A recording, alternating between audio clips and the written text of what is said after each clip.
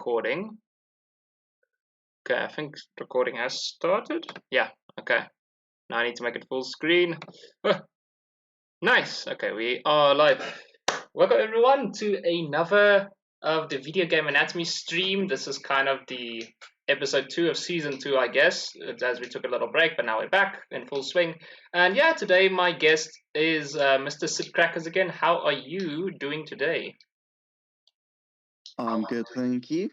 Oh, good, all good. You are enjoying a complete variety of games currently. Like, obviously, your favorite right now is Hogwarts Legacy, I'm assuming, and Destiny and Dying Light. So you've got actually a lot of stuff keeping you busy, probably.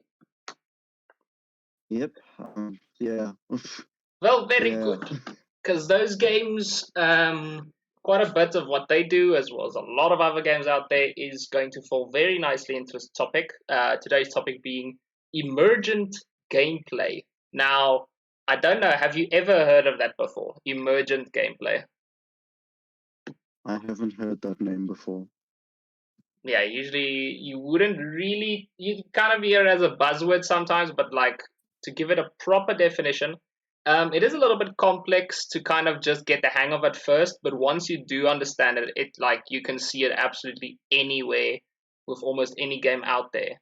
Basically, if I want to like put it in very simple terms, in very, very simple terms, is that emergent gameplay is something that happens when a game gives you a lot of simple rule sets and like rules that like it follows. For example, any game, for example, there's a jump and you can only jump this high, and you can like, this is how fast you can aim down sights, this is how fast you can do this is like all the rules and physics and stuff like that. And like when you combine some of them and they make a complex outcome that sometimes wasn't necessarily like what they thought about, that's emergent gameplay. So I know it's a little bit weird to think about it first, but like I said, as we go through it, it's going to become way more obvious in terms of what it is.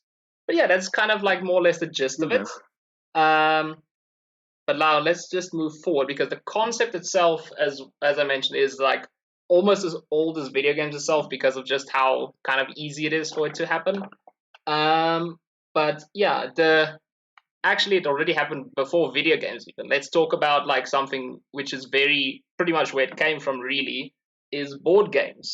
Now, if you want to think of board games, has there ever been a way in a board game where you use the rules of the board games to your advantage? Like you were completely within the rules, but you were kind of like being, a little bit pedantic with it.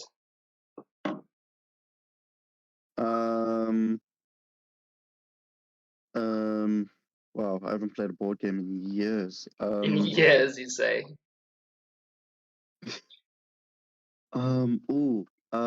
Boggle. Yes. What about Boggle? Right. So there's a rule in Boggle where you can't use abbreviations. Oh, yeah. Right. So I remember the ones I put in an abbreviation, but it was an abbreviation that in the Urban Dictionary isn't an abbreviation, it's a slang word. Ah, okay. See, that's also, that's kind of also bending the rules a little bit, because you tried to make an abbreviation, but you didn't know it was a legitimate word, and it still worked. So that is a way of saying it. There's a very other easy one in board games that I like to use as an example. Monopoly, the board game that like destroys everything, friendships, family, whatever. And the one that's like you always think of playing it like in the moment, like, let's play Monopoly, and halfway through the board game, like, wow, this is really boring. Who still plays Monopoly these days? Yeah, that board game. So in Monopoly, obviously, you have to like buy the properties and stuff, and you have to like kind of bankrupt everyone else and just win like that. Now, there are a few rules in Monopoly that some people do like to abuse. One of them, obviously, is if you play the proper rules of Monopoly, it's like you have to have all the properties of the same color before you're allowed to put a house on. right? Or Yeah. like houses. Some people would literally buy a property of each color just to prevent everyone on the board to like put houses up. Like they don't care if the property they have is not worth much or the property they have is not like ideal or something. As long as the other people can't put houses up because it's within the rules, that's kind of a game for they made. Another one obviously is when you do as a slow. How you doing, man? Yeah. So Cool, cool. Okay, so Sloan more or less at least knows kind of the topic because I was chatting with him what I wanted to do. So welcome, Sloan. We're talking about emergent gameplay, as you know. Um, we were just talking. We were just talking about examples of emergent gameplay in board games, specifically like you use a board game's rules, like you're completely within the rules of the board game, but you're actually just abusing it. To be fair, uh, so I was talking about an example of Monopoly, and I was saying like some people like you have to have uh you have to have properties of like you have to have all the properties of a single color before you're allowed to put houses up on that like colors. yeah. So like some people would like literally buy a property of each color just to like make no one have houses. Like they do it on purpose. They buy all of them, but then it like within the rules, no one can put houses up, and it like that's how the game goes. Unless obviously you can kind of bargain with them or whatever. And the other one, which is the funnier one in Monopoly, is you know the rule about like where you go to jail in Monopoly, and now you sit in jail. And I think if you roll, if you roll a double, like in terms of if you roll the same number on the two dice, you can get out of jail sooner, isn't that? That's how I kind of remember it. Yeah, I think that's how it goes somehow. Yeah, it's like you can. I think if you roll a double, you can get out sooner, but at most, I think you have to sit 3 turns inside the jail if you go to jail. I think that's how it goes. And I remember when like houses and hotels and stuff were already on the board, some people would just say, "Nah, I'm not gonna roll the dice. I'll just skip my turn and sit in jail," which is within the rules. But they'll sit in jail for the 3 turns just so they have less of a chance at that point to like go and land on a house or property or whatever in the late stage of the game. So Yeah. that's board games like, as I said, that's board games that didn't technically think of emergent gameplay, but board games have always been kind of a landscape of emergent gameplay just because of how easily we can abuse the rules in it.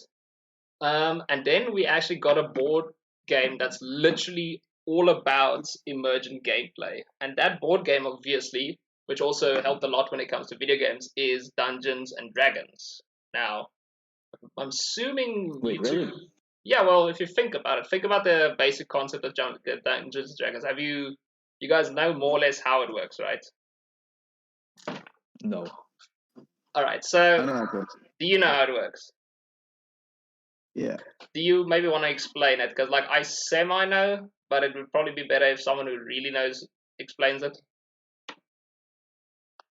I mean, it's basically just you have your dungeon master who creates the game, like the story, Yeah.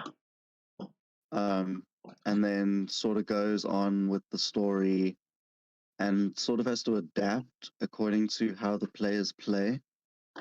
So you have a multitude of die. Yes. The higher the number you get, the more damage output you put out.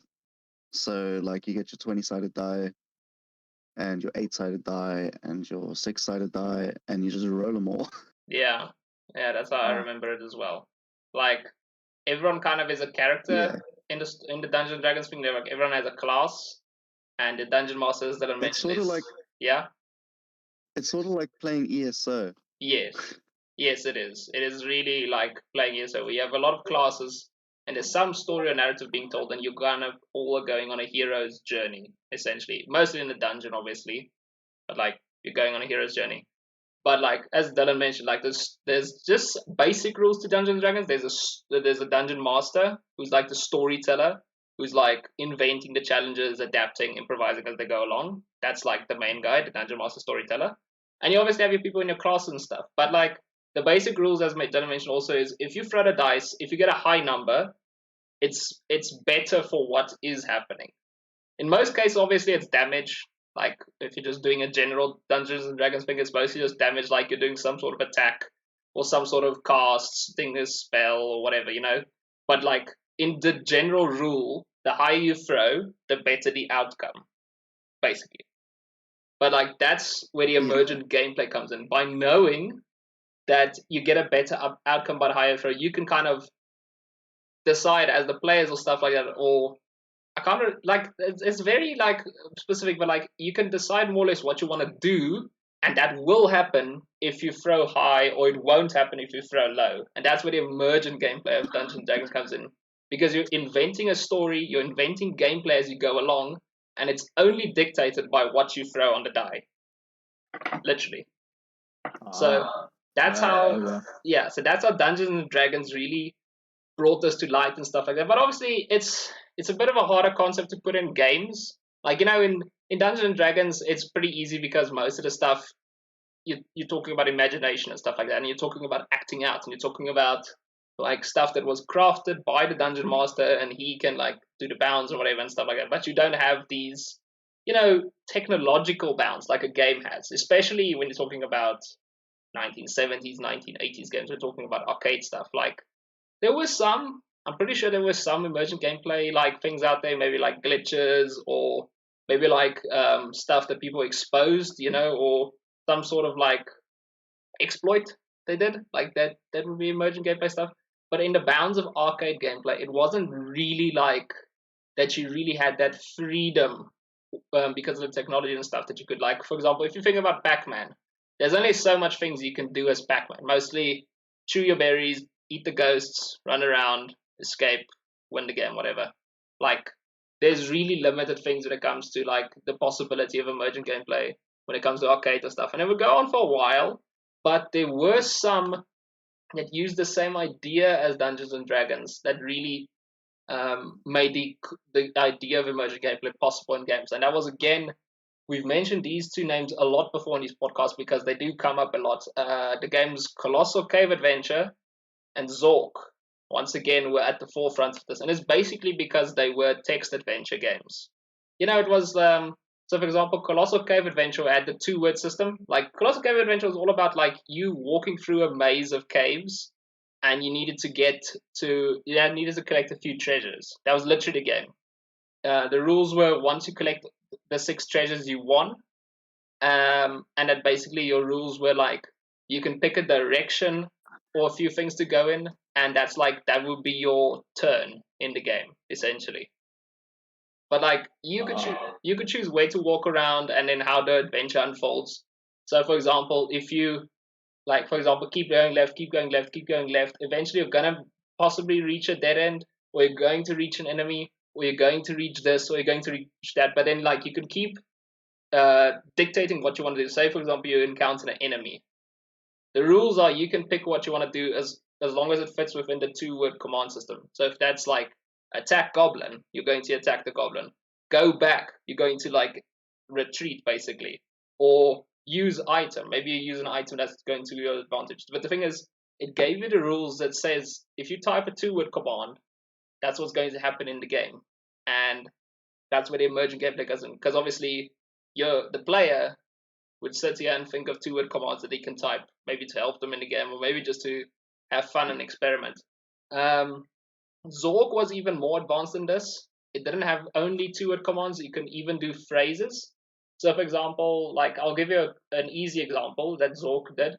You can either say place sword, or you can say place sword in chest. See the difference between the two is like if you say place sword, that can mean on the floor, that can mean over there, that can mean over here. But if you say place sword in chest, you're putting it in the chest. And like because of that, you're getting a more imaginative experience, especially for the players. And like they can just basically write their own adventure, similar to what Dungeons and Dragons did, because those two games were basically directly inspired by Dungeons and Dragons. But yeah, as I said, when it comes to arcade games and stuff, very limited.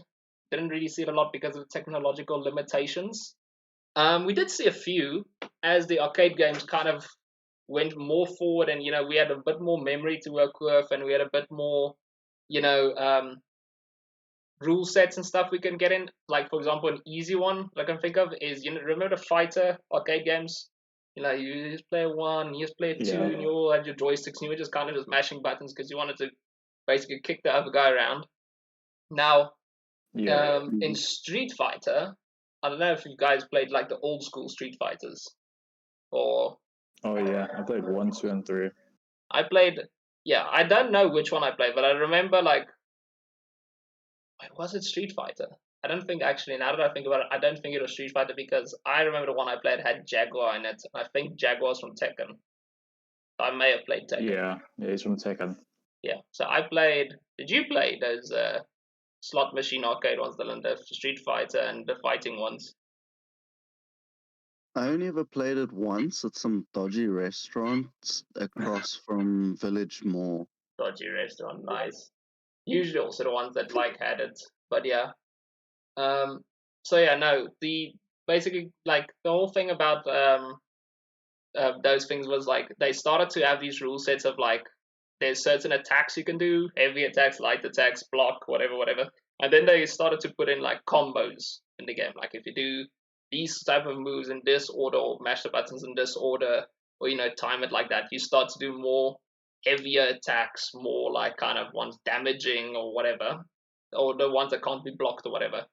And then Street Fighter 2 Right. had an exploit specifically that if you could time your attacks perfectly, there were these combos you can do where you literally would juggle the AI in the air and they can't physically recover, and you could literally like defeat them without taking a single hit. Like, for example, if you uppercut them or whatever and they fly off in the air, you can literally juggle that guy in the air without like them being able to recover or whatever, without them landing a hit, and you would just win, regardless of the difficulty, regardless of anything. That was like an oversight they had in Street Fighter 2. But it made emergent gameplay because I think Street Fighter 2 also had that very secret boss fight that you had to unlock anyway by like you had to survive quite a few fights without taking hits anyway. So this emergent gameplay came quite in handy for people trying to unlock the secret boss fight because they just that exploit check about juggling the guy. So, as I said, there is gradually it started to come in, but not to a grand scale in arcade. But what we did see is when we hit the 90s, right? And obviously, the new kid on the block was the shooter. We talked about the shooter a lot. We talked about Doom and Wolfenstein and yada yada yada in the 90s. Yeah. Really big games. But the thing they brought into games that like made it really kind of possible for emerging gameplay to shine was the physics engine. Physics engine, just kind of real life physics stuff, and how you move and how you react to events and stuff. Because now you're bringing in a lot of calculations of real life things, of like real life forces and stuff like that that's happening in the game that like your character reacts to or what's happening to them, whatever. So when you think about physics and stuff, let's take a simple example from the 90s, the strafe. We talked about the strafe also a lot. Obviously, you guys know strafing from gaming. Like every single game almost out there now has strafing, especially if there's combat in the game. There's some sort of strafing you can do. But yeah, the 90s were really the starting point of strafing. We talked about specifically how it started, but just to give you a brief summary, the game Quake came out in 1996, still one of the most influential multiplayer games of all time, essentially, Quake. And Quake had this like new calculations of movement and stuff. Like the developers were very thorough with it. They wanted to kind of balance out the speeds of like how fast you could move, and they wanted to balance like how like it works with the game, the pace of the game and stuff.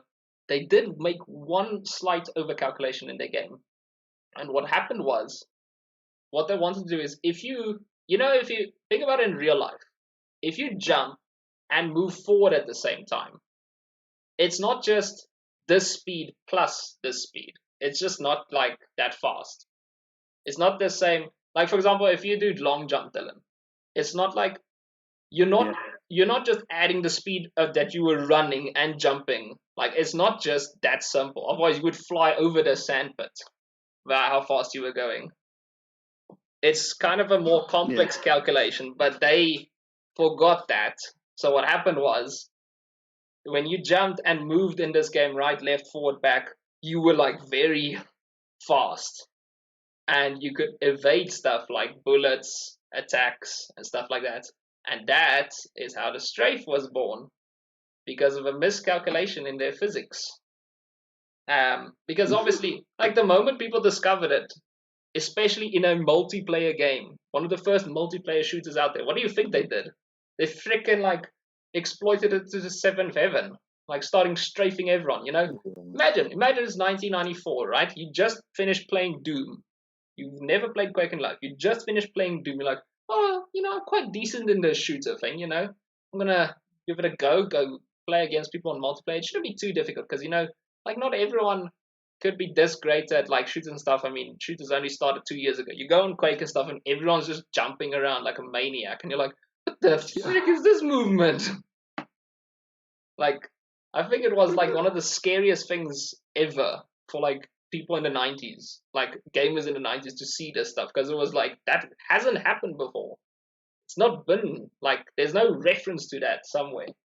So people were just strafing around like mad, and like, that's basically when they made Quake 2, Quake 3 onwards. They just left it in the game because, like, screw it, everyone likes it. If we leave it out now, they're gonna get backlash anyway. So they left it in the game, and strafing was born. Strafing came into a lot of games after that. All the shooters after that. Halo had it. The Call of Duty started to get it. Doom obviously eventually also got it, because Quake and Doom were the same.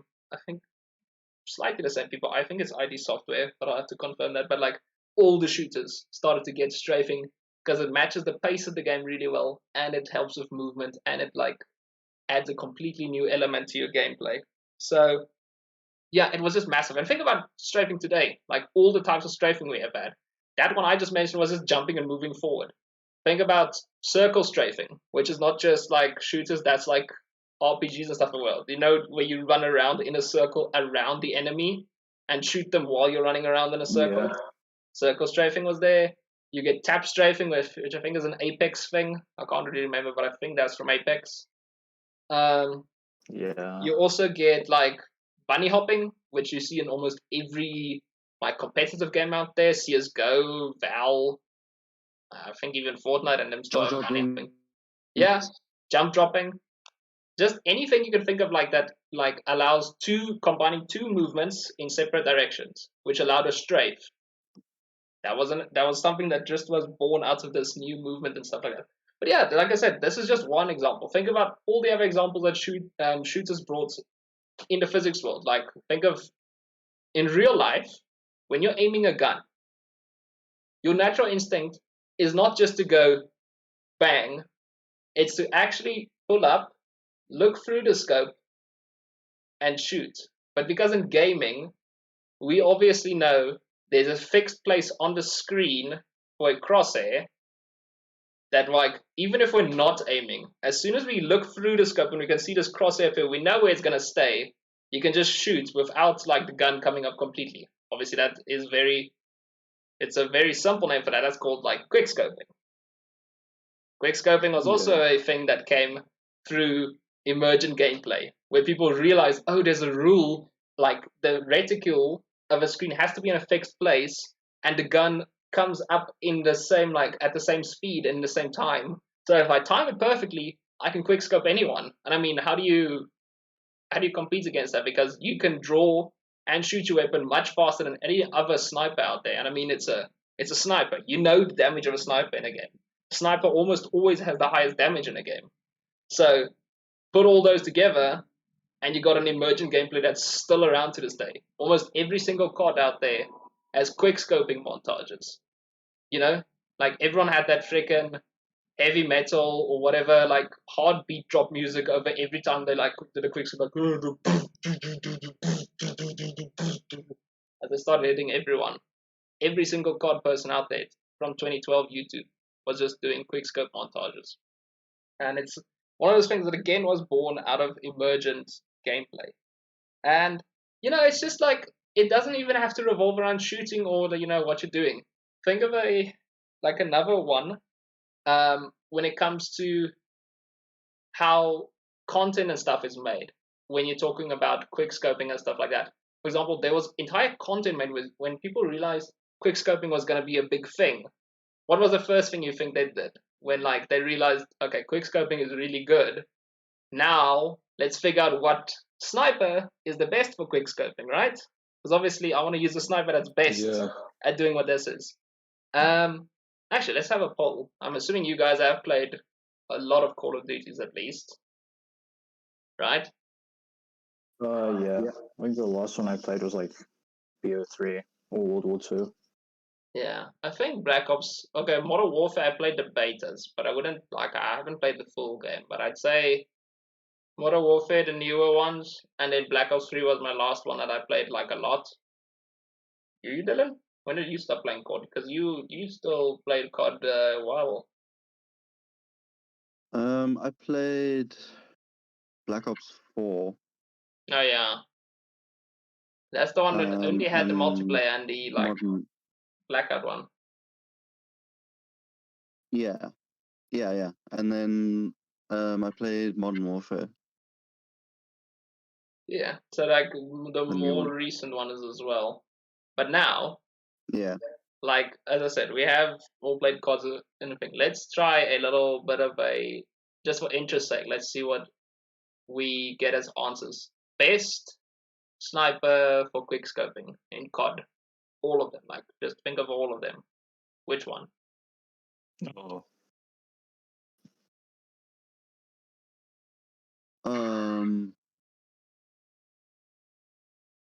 I don't really remember sniper names.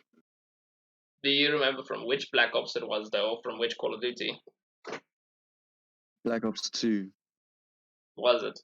Was it one with a scope, or was it one with an iron sight? I used the one with the scope.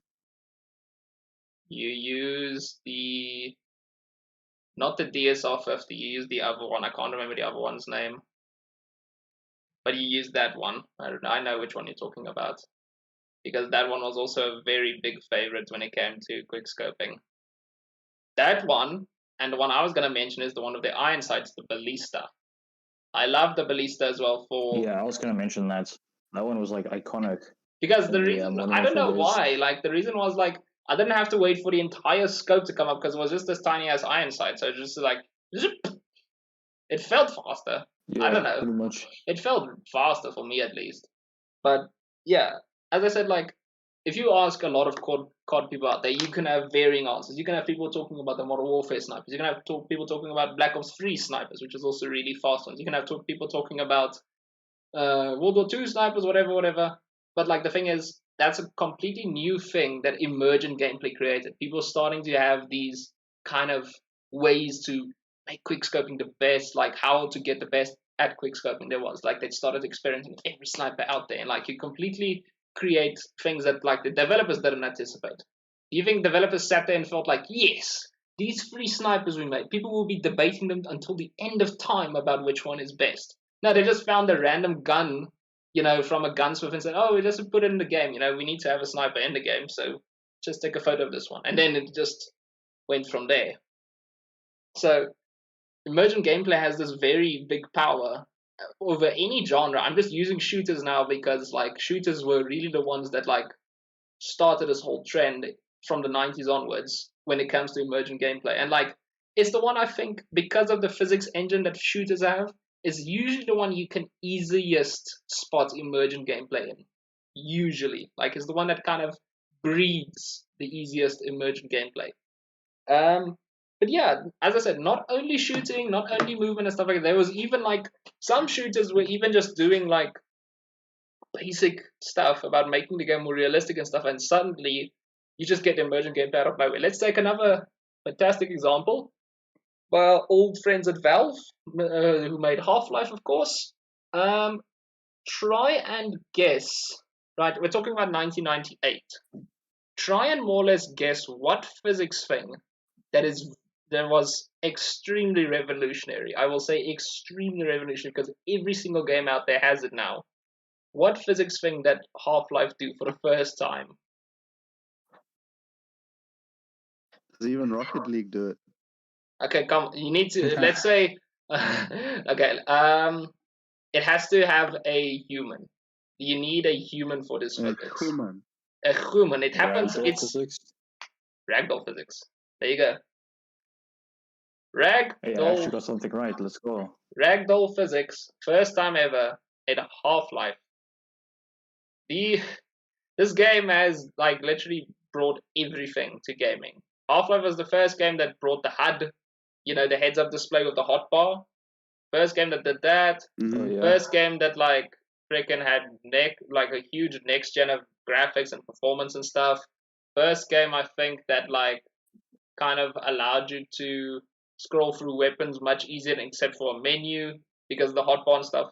It was really like, if you haven't yet, read up a bit on Half-Life, just like how much that did for gaming, because it's insane.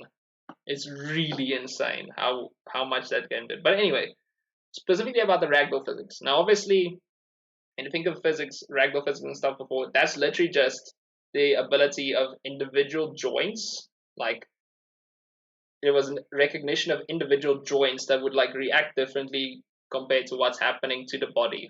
It wasn't just a stiff body anymore that would just, fall over when it dies, or would just like have like a few animations or frames that's like dictating what it does. It wasn't like still frames or stuff they captured.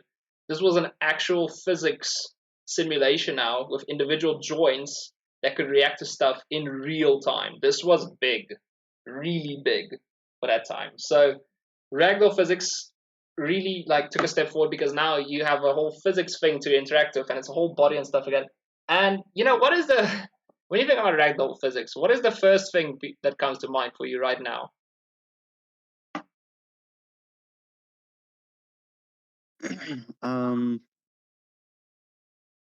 What's it? Hogwarts Legacy. Just before the body disappears, Yes. it like flops. Just Oh yeah, because the ragdoll just like kind of goes limp. yeah, yeah. And I saw a video where like, if you like hit someone with with one of those like metal blocks that you like need to put onto At a puzzle plates and thing. then use the spell. Yeah. Yeah, so I saw someone smack a chick that they were doing the quest with one of these one of these blocks, and she like flew and just like flopped the whole time. Yeah, because of the ragdoll physics simulation stuff. But that's actually the answer I wanted to get out of you. The thing we did obviously with ragdoll physics is like, you saw obviously a ragdoll physics, and now you're thinking, how far can I launch this corpse? How absolutely Yeah, into orbit can I launch this thing if I try to shoot it enough or blow it up? If you think oh yeah, about that's like, like yeah, what's it so I mean, Dying Light 2, there's a lot of that going on. yeah, no, there is. But then that C4 thing we did in Rainbow Six. Yeah, I mean that's another one. Like obviously, look at that emergent gameplay out of nowhere. We literally just took C4s, which is just an explosive, and obviously it's supposed to just launch a body far away because it's an explosive. And what was the emergent gameplay we did? We tried to see how far we could launch each other, or what spectacular dive we could do. I made like how many videos on Yeah. that? I think like almost every single video ended up with us C4ing each other in the end. Yeah, Literally. exactly. Yeah, exactly. Like that's how ragdoll physics just effortlessly blended into emergent gameplay. And that's just what YouTube also was back in the old days. You'd also get montages and catalogs of corpse launches, just people showing like how people are just flying with ragdolls. I remember my favorite one was I remember in Far Cry 4 you had you could have these mortars, right? When you take over a certain outpost or fortress in Far Cry 4, there were these big mortars. They actually used to shoot you with it if you were detected, but now if you took over the outpost or fortress, you could control the mortars. I remember I saw a herd of elephants, and I thought I wanted to see what happened. I took a freaking mortar shell and I like aimed it down at the elephants, and I watched this thing You know, it's a mortar like barrage. It's like artillery, so it's raining down on them with a huge explosive. And I remember I see these elephants disappear in a fireball, and all of a sudden, through the fireball, through the smoke, I see this one huge elephant like arise, like ragdolling, like but backwards over like this, and he's just flying through, and he just falls back on the ground. And I remember I laughed so hard at that image of like that elephant, just that freaking Dumbo, just doing like that. It was You know what was the most hilarious game that I ever yeah. played? And it was Yeah. because of ragdoll physics. It was Human Fall Flat. Yes, that's another one. Oh yeah. That entire game is about like a floppy human like grabbing onto things, and like that's literally almost an entire game based on ragdoll physics about like how can you ragdoll your way to the objective. Literally. It's almost like a subgenre at this point because I mean you got Human Fall Flat, you've got that other Gravity one on the PlayStation, but even like games that don't necessarily are humans but still have ragdoll. For example, think about like I Am Bread, you know, literal piece of bread keeps flipping itself over on its side, and you have to like get to objectives with a piece of bread. That's another one. Like there's almost an entire subgenre now that goes about like taking a ragdoll engine and just allowing people to mess around with it completely. It's all about like ragdolls. Just like there's some rules to it, but then let's see how far people can go to abuse them, and that's what the emergent gameplay does. And like I said, very successful for shooters going into the 2000s and everything, because now you got all these sort of physics that allow emergent gameplay and stuff like that, and everyone was just having a great time. I mean, look at the series I already mentioned. Quake was coming, Halo was coming, Call of Duty was coming, Wolfenstein was coming, Doom was coming. The early 90s and 2000s for shooters was really like a great time. Not to even mention Battlefield that started like in 2000 and stuff like that. But then some games had another force that said, well, it's great to see that physics engines and stuff allow emergent gameplay, but what if we make it possible for the entire game to be emergent gameplay? And like, what if we make almost every single part of the game so open-ended that like, because of player choice and stuff, that we can create a unique gameplay experience almost for every single person out there. And we got the genre called immersive sims. I'm not sure if you've ever heard of that word before, immersive simulations. It's like, it's a weird word. It's a weird genre. I know about the sim. Do you know about this sim? So, about the Sims. well, I'm going to get to the Sims in a second because that's also emergent gameplay. But immersive sims was basically like, as I said, the entire game was literally up to player choice and stuff like that. And I don't mean like, that's just what I wanted. There's a little bit of a difference I want to make between emergent gameplay and choice-based gameplay. So, for example, when I say, let me tell you what's not emergent gameplay first. Okay? Think about a Telltale game, right? Or Detroit Become Human, actually, even. Or Telltale, Detroit Become Human, or whatever. Telltale games, almost every single time, you have options of dialogue that you can say. You have options of like, when you're in combat, you know, you have a certain few moves to do to dodge and stuff like that. And like, you have certain choices to make during the game and stuff like that. And like, even sometimes when it looks like you failed, the game kind of just continues. Because like, that's just how the game is built. It was built upon like, oh, if you do fail this, the game's just going to continue and that's going to be like a part of it. Or whatever. But that's not emergent gameplay. Because see, that's been coded into the game. That's been expected into the game. There was only like 3 set choices from the beginning.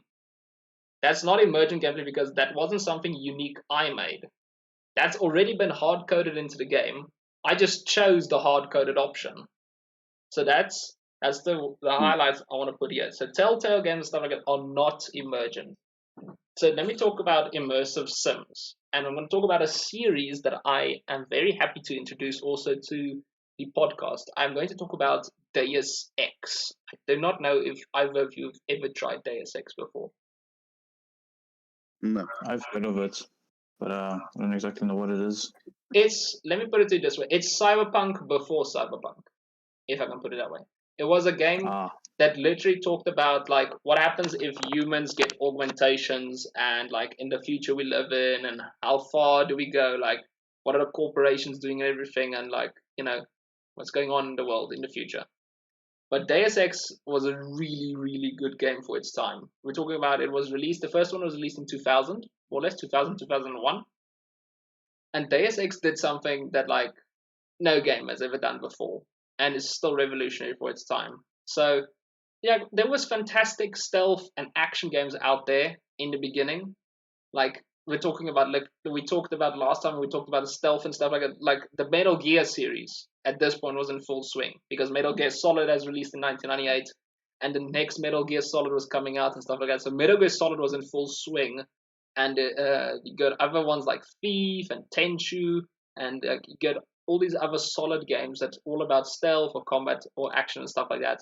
But when it comes to Metal Gear and stuff like that, um, most of those missions, if I remember correctly, is some of those parts required stealth, or like stealth was encouraged almost throughout. And if you do get detected, it gets significantly harder, to kind of complete it, because the amount of enemies just make no sense for you to try and like go into all out combat. Like the goal of Metal Gear Solid, it pushed you into a stealth direction because it told you there's like 50 enemies out there. So I mean, you should stealth, otherwise you're gonna die. That's what Metal Gear Solid kind of did, and a bunch of other action ones. Deus Ex was one of the first games that literally all it said was, for example, say you want to infiltrate a base, it will tell you as the objective, infiltrate a base, but it wouldn't tell you where to go. It wouldn't tell you what to do, how to get in there. It wouldn't tell you, you know, it's stealth is optional, stealth is required. You could do anything you want. It didn't care. Like it was possible to go in guns blazing if you want. It wasn't like made unnecessarily difficult that you would say, "Oh, it's impossible to just go and shoot my way through. I have to stealth it." It was completely possible to go and shoot your way through. It was like, but if you also took some time to look around, you could find these vents in the ground, you can find manholes, you could find doors that if you knew how to lockpick or had a technical skill, you can like go through, and like you can almost go through an entire base without like even touching anyone because of the vents, the unlocked doors and stuff like that. So what Deus Ex did for the first time ever is like it told you what the end objective was, but it said if you want to get there, you can do what you want. You can go shoot everyone. You can go stealth your way through. If you also want to go right before the mission and talk to a bunch of NPCs and ask them about it, you could even get information, about your mission, what you need to do and how you need to prepare. For example, say someone was fired from this company whose base you need to infiltrate, and say they were a janitor. Now, maybe the janitor still has his access card. So you can go get their access card and you can go into a service door with the access card. But like I said, it didn't tell you this. It didn't tell you this. You figured it out yourself. And that was what made immersive sims like really, really fantastic for its time. It allowed this emergent gameplay where the more effort you put in, the more kind of emergent gameplay you're going to get out. But it's still like it left it so open ended that like you could do what you want, and people just got like a lot of unique gameplay out of that. So Deus Ex was really important for its time when it allowed that, because like look at all the games now. Not every single game out there is like the whole game's open ended and stuff like that. Not every single game out there, but there are still aspects of game out there that uses this exact same approach. I talked about Far Cry and the Outpost and stuff. You know how many ways there are to take over an outpost in Far Cry nowadays? You could stealth it. You can shoot your way through. You can like release animals out of the cages. You can literally send a fire truck in there and like let it explode. You can like call rebels. You can almost do almost an infinite amount of possibilities to take over the outpost, because it's the same concept. They tell you to take over the outpost, but they didn't tell you how. There's no set how way to do it. Even Assassin's Creed, the later ones especially, you know how it tells you to do like to assassinate a person? yeah. It doesn't tell you necessarily how you can assassinate it. You can wait until they're alone. You can assassinate them through the crowd. You can like run up the stage if you want and try and assassinate them like that. Shoot them from a distance. You had your pick of stuff later on, especially. But it's these kind of So it's like yeah. the Hitman games, isn't it? It's like The Hitman games. yes, Hitman's actually a better example because the Hitman like it also tells you to assassinate someone, and you can do it in a variety of ways. Like you can just go shoot them in the head if you want. You can do it stealthily. You Yeah. can like make it look like an accident. You can like wear disguise and do it. Like you had your pick. But again, same concept. They tell you assassinate that person. They don't tell you how. That's the beauty of emergent gameplay. If you don't tell the how, the player has to fill in the blank. And that's what we want. We want the player to fill in the blank because then it like feels very unique to them. Like it's not bad. There's nothing wrong with going from point A to point B and there's a linear way of doing it. Like a lot of games still do that to this day and it's perfectly fine. For example, like look at the God of War games, Last of Us games, the linear games like that. Like all of them are fine. They go from point A to point B in a very linear way. You're just walking and stuff like that, and like you're going through combat and puzzles and stuff like that.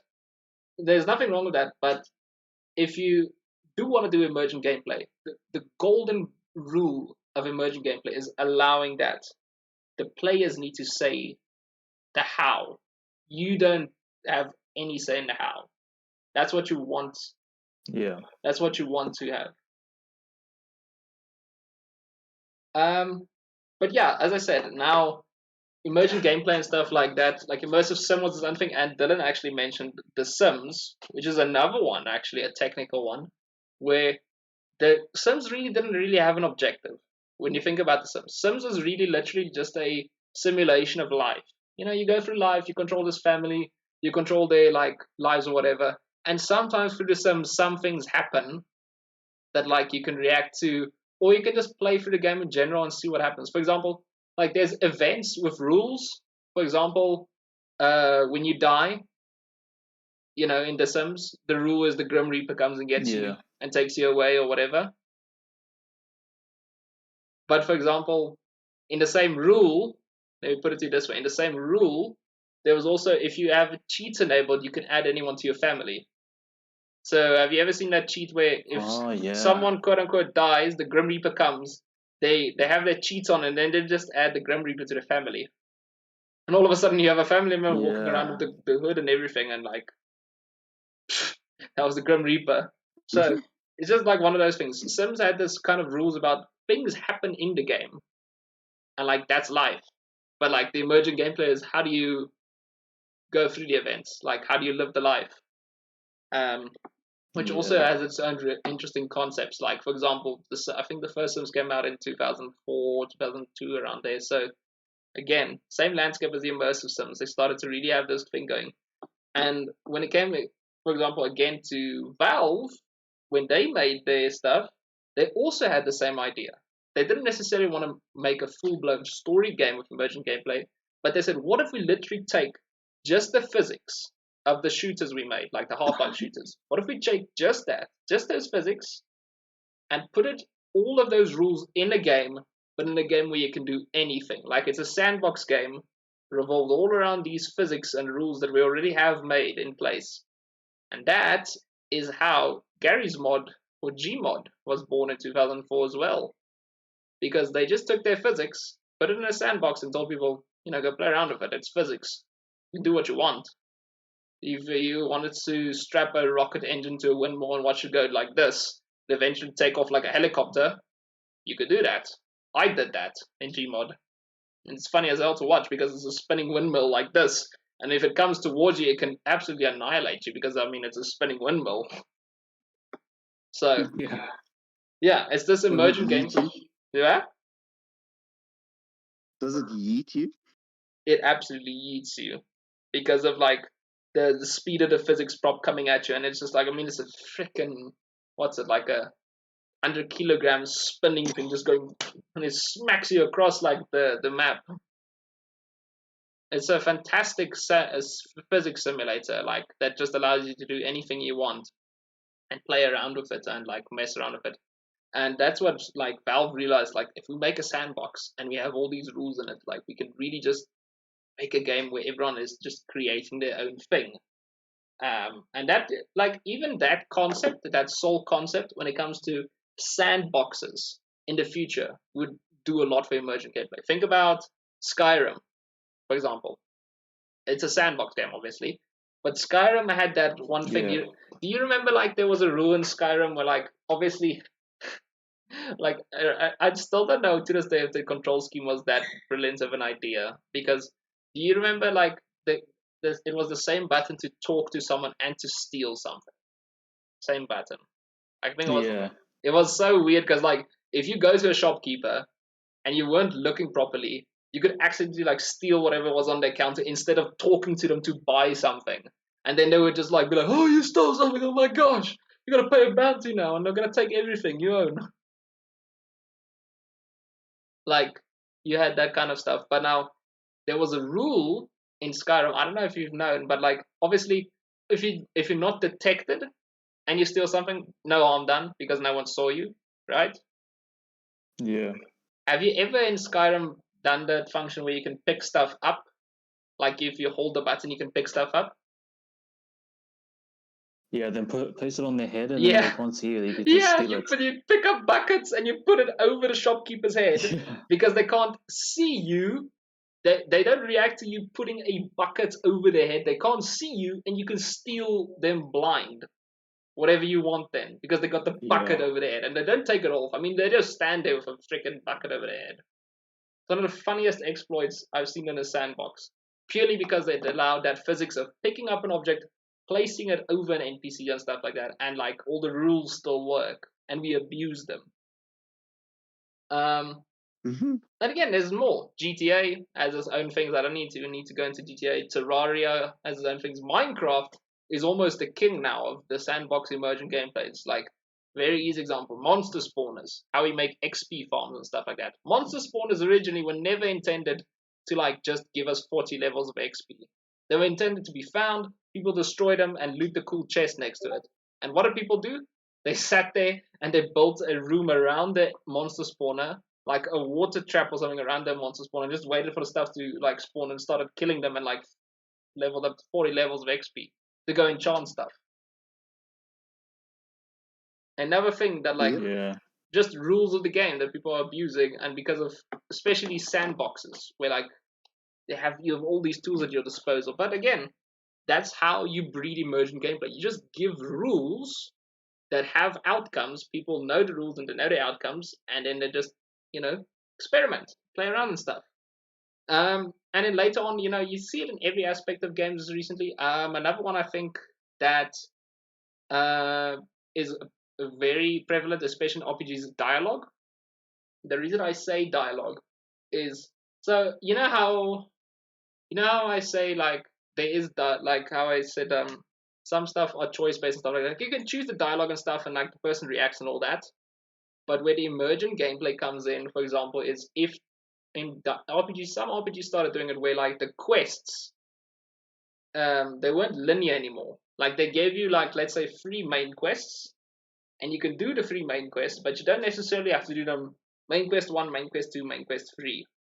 You can go 2, 3, 1, Yeah. or 3, 2, 1, or 3, 1, 2, or whatever. And depending on which one you do first, the dialogue of the game will change, depending on like what order you did it in. And the emergent gameplay that made obviously is people started to like look around for, ooh, what's this unique interaction you can have with this like random shopkeeper because you found this magical goat before you even asked to find a magical goat. And then like there's some unique dialogue or some unique gameplay and stuff like that because you did it that way around. You did it kind of out of order because of the rules of the game.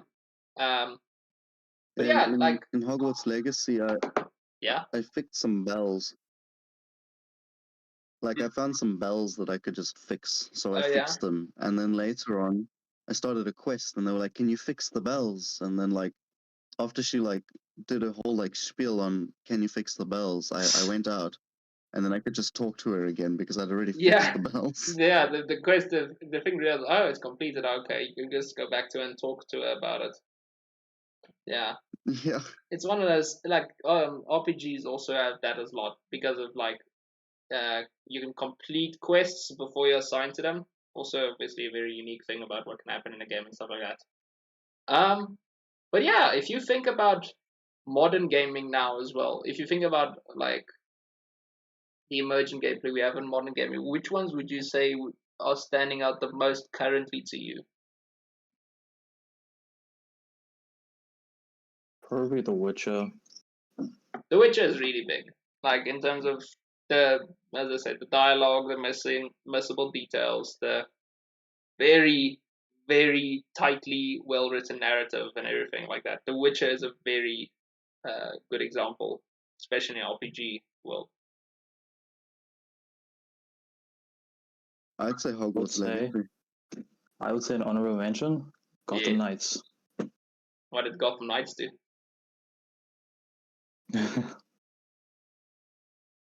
Or Actually, Rocket League. what is a Rocket League's emergent gameplay, Dylan? What did people do in Rocket League now? Every time somebody creates a new mechanic in the game, all of that is emerging gameplay. That is actually a good example of modern stuff. Mostly also Rocket League, but in general also shooting games. Meta. You know, meta just kind of happens also out of nowhere. Where, say for example, they release a new update to a game and all of a sudden this gun is really good if you have all of these attachments on it, or if you play this character, or if you play whatever. Then all of a sudden, this new update like makes you stupidly overpowered, and you have this meta, which now people will start to adopt because obviously they want to have the meta. They want to like just have an easy way to get good at the game, and they'll play this meta. Like, and every shooter out there has it. Call of Duty has metas. Destiny has metas. Battlefield sometimes has metas. The jets in Battlefield was meta. The Battlefield 4 jets were really meta. Um, and like Overwatch and other shooters, like there was always a meta that comes in. The more developers tinker on games, and the more people start to like work with the like weapons and tools that they display in games. Like you start to build metas, and sometimes developers are okay with it. Like they'll fix it, but they don't mind the fact that you're finding metas because it means that the game is getting more interaction. The game is getting more like kind of a trend because everyone starts to see this meta and they want to get on and they want to try out this meta and stuff like that. Some games are really against it. Actually, now that you mentioned Slow, CD Projekt Red sometimes is against some stuff like that, like exploits and stuff like that you can do. I don't know how much of yeah, I heard about that one exploit on The Witcher where like they would farm cows to get money. Oh yeah, and then that's one. they actually patched it. Yes. And if you do it again, there's like trolls or like some like A enemy griffin. mob that like chases you again and again and again and again. Yeah. So yeah, That was hilarious. what happened was I tried that. So what happened was if you the one that specifically talks, if you kill cows, you get like a small amount of XP, and then if you meditate in the game, the cows will respawn, and you can like keep on killing them and meditate and killing them and killing and meditate. And the thing was, you have unlimited source of XP if you were that patient, like it was unlimited.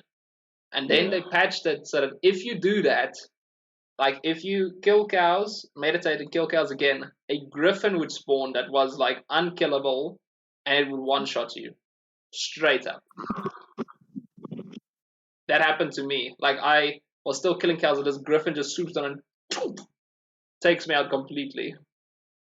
So yeah, as I said, sometimes I don't like meta stuff because of like the exposing stuff. There's another one I wanted to mention is um Siri, the quote unquote adopted daughter of Geralt. Siri has this sword that's like really powerful. Siri has a sword that if you strafe quote unquote with the sword, like dodge, because Geralt has a normal dodge. It's kind of just dodge left, dodge right, and stuff like that. Ciri's dodge is a teleport. Like it teleports you like a few meters this side or that side and stuff like that. But only she had that sword. So then people started to some like in some parts of the game you would play as Geralt, in some parts you would play as Ciri. So what some people did was when you were in the same area, as Ciri and as Geralt later on, they would literally put the Ciri sword in a stash, and then finish the section of Ciri. Then when they come play later as Geralt, they would literally go into the same tavern, get the sword out of the stash, and they could like have the sword as Geralt, because now like obviously it came from the stash, and they had to patch that as well. Like you can't place that sword in stashes anymore because people were just picking up this. Because I mean, how OP are you now as Geralt, who has all these like potions and like all your level up and stuff like that, and now you have a teleporting sword? Like you just became very OP. So yeah, metas are kind of like emerging gameplay. Sometimes with like that developers like, and sometimes they don't like. Then also, obviously, you don't even sometimes need meta. If you're on PC, another emergent gameplay technically, which is now a more, as I said, a more community created one, is mods, because there's almost a mod for everything nowadays, especially on PC. If you have you like I mean, have you seen the videos, Dylan? You mentioned Hogwarts again. Have you seen the videos of some of those PC mods? I have. Have you seen the one where they have With the Glocks? Glock. Yeah, the biggest one is Yeah. like everyone has Glocks now instead of wands. Like a And Hogwarts. so they got a mod to have a Glock, and then they got a mod to make their broom the blue car from Oh yes, the the flying second car. Harry Potter. Yes, that I've also seen. But it's Yeah, the flying forward. that one's And weird because it this like it's guy went. yeah. So this guy went and he like took the Ford, which he was now driving, and he like flew into Hogwarts, and he parked the car, and it like goes away, and he like Avada Kedavra one of the students, right? Yeah. Killed them, got back in the car, and carried on. It's a drive-by, dude.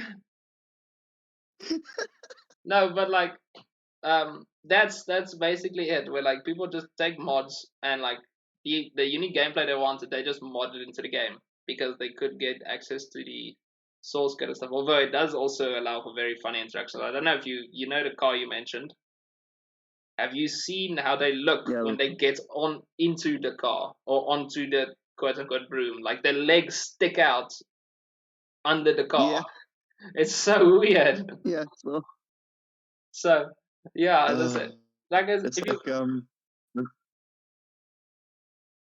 I mean, if there's a mod, the Sims mod, you can get like graphic mods for the Sims. yes, you can indeed. For those lonely people at home, they are very graphic Sims mods for all your purposes of pleasure. And Link, please. I shall give you the Nexus mods page after this. Anyway, but yeah, as I said, Come on. modern ones like some developers like it, some developers don't. Modern like you can mod your way. Like most of the gaming like developers out there now are more open to modding. Usually it was just kind of interesting. It was just Bethesda at some point that really was open to modding. You can think about like Fallout and Skyrim had these huge modding communities, and it's probably also why the game is so healthy. After what's it now? Skyrim's been out for 12 years now. Hey, Skyrim's 12 years old. That's insane, bro. It's insane how old that game is, and like still to this day, people are kind of still playing it like a lot. That player base is still super healthy, but it's for a lot of games like that. For example, Skyrim and the Fallout community is also still huge, especially when it comes to modding. But yeah, as I said, some developers for good, but another one actually is that we also talked about. Some games obviously have some boss fights, right? That's supposed to be difficult or supposed to be like fought a certain way and stuff like that. But boss fights also have certain rules. I mean, bosses, as we know, sometimes have phases. Like you start off the boss fight and it's kind of like a chill guy. He's just like swinging his sword and stuff like that, and you damage him enough, and then all of a sudden he goes crazy because now he's in like in phase 2 or stuff like that. Or you have to only hit him when he's doing this attack, or you have to hit him on his head or on his under his arm or whatever, like on a critical spot.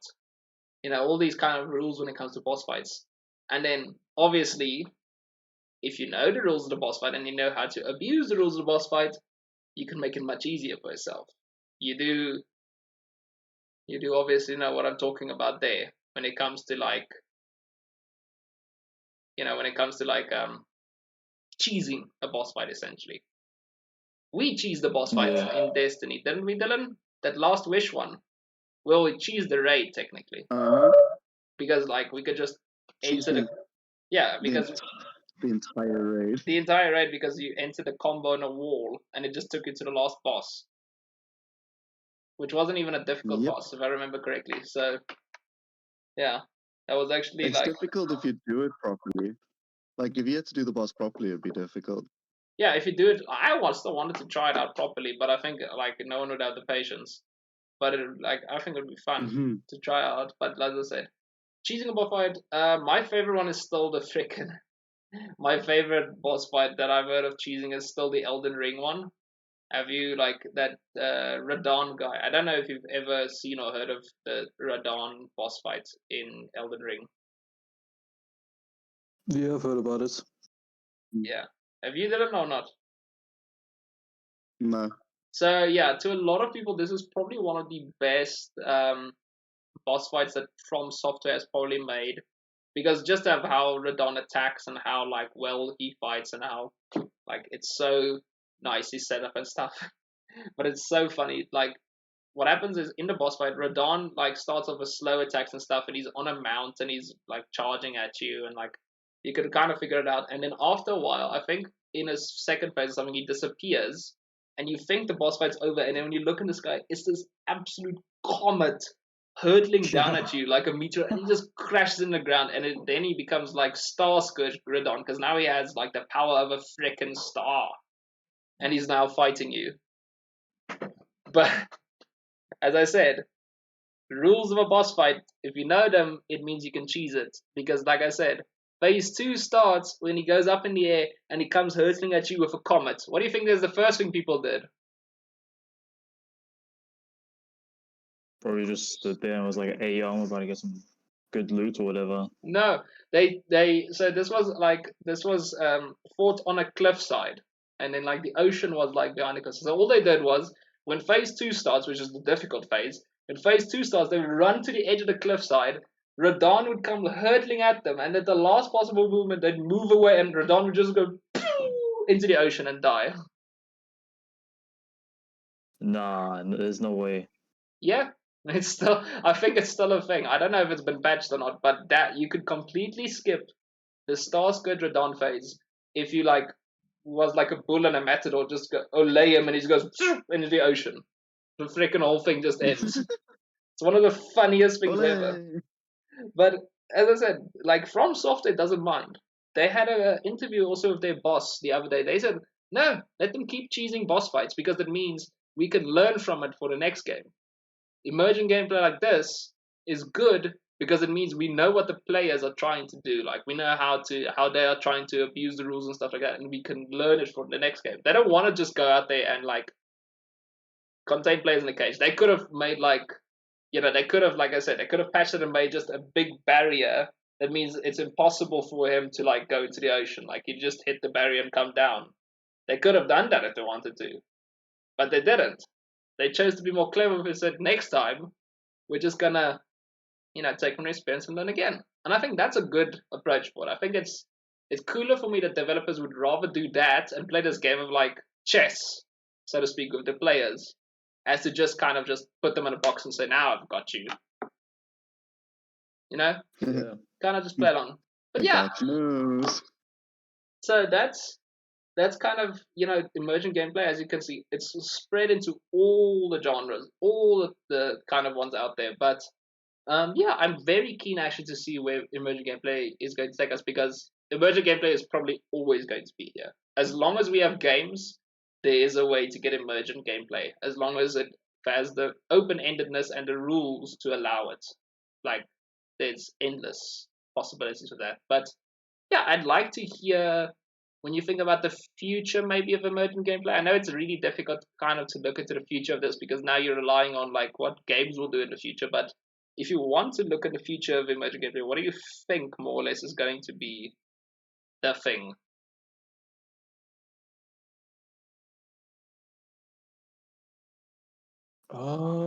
I don't know. I think it would be like, I don't think anything drastic will change. Like, I think it will still be like the same kind of uh feel or like cheesiness with it.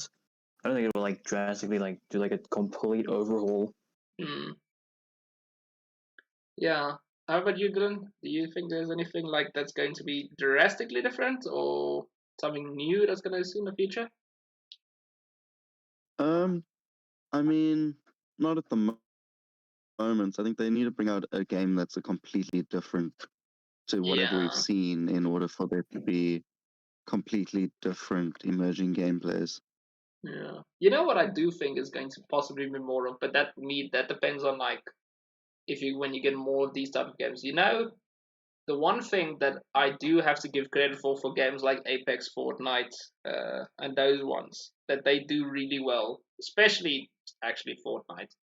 I don't know how well you guys have seen like the environmental storytelling that Fortnite and like Apex do in terms of like what happens during a season and stuff like that, like how well they tell it through means of the environment. Like, have you seen that Yeah, before? Sorry, they actually do that really well in terms of like. I'll just give a silly example. The Fortnite seasons have always kind of been silly, but they've been at least consistent with it. Like I remember, you remember that there was a one season where Loot Lake was that big like bouncy thing, the bouncy like I can't even remember what the point of that season yeah, was, but like Loot Lake was like a big purple bouncy thing because I think the Q people took over whatever. yeah. It was Really, like the yeah, cube and thing. really random. But because of now an entire lake you've now made into an area of like hopping up and down. What do you think the first thing happened in that season? Everyone swarmed to Loot Lake because they thought it was the coolest thing ever. You could like jump up and down and try and snipe at people the whole time. They thought it was the funniest thing ever. Yep, Because I mean, all of a sudden now you because have an entire area like that. the hunting rifles came out that season Yes, too. it did. So it means you'd had these two things, a kind of more marksman type of rifle thing that shoots faster, and you have an entire area that's like very bouncy and like allows a lot of movement and stuff like that. And you put it together, and you got very immersive gameplay. But even like random stuff they add in Fortnite nowadays, they've got like vehicles, they've got golf carts, they've got like all these NPC missions you can just do while you're freaking running over the storm. Like you can what is it like? You can get Thor's hammer, for example, if you do some random ass NPC quest during the during the Yeah, battle royale. But it's because they have these rules and stuff. Like now, all of a sudden, they're getting emergent gameplay because someone out there might just be doing the entire quest of getting Thor's hammer, while someone on the other end of the map is playing soccer because there's just soccer at the other end of the map, and that's it's just the emergent gameplay you get. Like I think a lot of if you get more of those games that like have almost seasonal content and changes their map or changes their world and the stuff they have per season, I think you're gonna get more emergent gameplay from that, where it's seasonal kind of almost the temporary, maybe timed emergent gameplay is the best word I can think of because it's not gonna be there forever. But while it lasts, while it's here for the season, people can enjoy it. Also, Destiny could yeah, desperately use that as well. Because at this point, Destiny season is just a name and an artifact. Pretty much like what Destiny is nowadays. Like if you play the new Destiny season, it's literally like, what's it? Season of the Whisperer. Oh my word! Here's a new artifact, and then there's the season pass. All right, see you in 3 months. Like, have yeah. you? How long has it been that way, Dylan? It's been like that for last year, 2 years now. Where the seasons have made jack of a Yes. difference, except like the expansion now and then, if you actually do buy the expansion. The biggest change in Destiny was when they freaking took away my planets. They took away your content. They sunsetted all your content. Goodbye. Yeah, Literally. I know. But yeah, anyway, that's mostly like it for emergent gameplay. I hope you guys also have more or less a general idea of what it is now and then, and I hope you see how easy it is actually to spot in games. Like it's very easy once you understand the concept. It's everywhere, and it's kind of the Yeah. lifeblood for a lot of games. Like if you didn't have emergent gameplay in games, like I don't think you would have gotten very far in gaming. I'm being very honest. Even the linear games, I don't think because then what would happen is every single game out there would be linear and we'd be so oversaturated with such content we just get bored. So I think emergent Hmm. gameplay pretty much is the lifeblood of gaming almost. these days. But Yeah, anyway, I can agree with that. that's all I have time for. Is there anything else you guys want to say or discuss? I'm good. All No, right, man. I'm chilling. Oh, I'm happy to hear. Well, I hope you guys enjoyed the podcast. Thank you also both to you for joining me for tonight. Thank you for all of you also who has listened to this and stuff like that. I hope you guys also feel more enlightened and inspired and stuff like that. But yeah, other than that, from myself, from Dylan, from Slow, we all hope you have a fantastic time. And you guys stay safe, and we'll see you on the next podcast. Goodbye, everyone. Goodbye.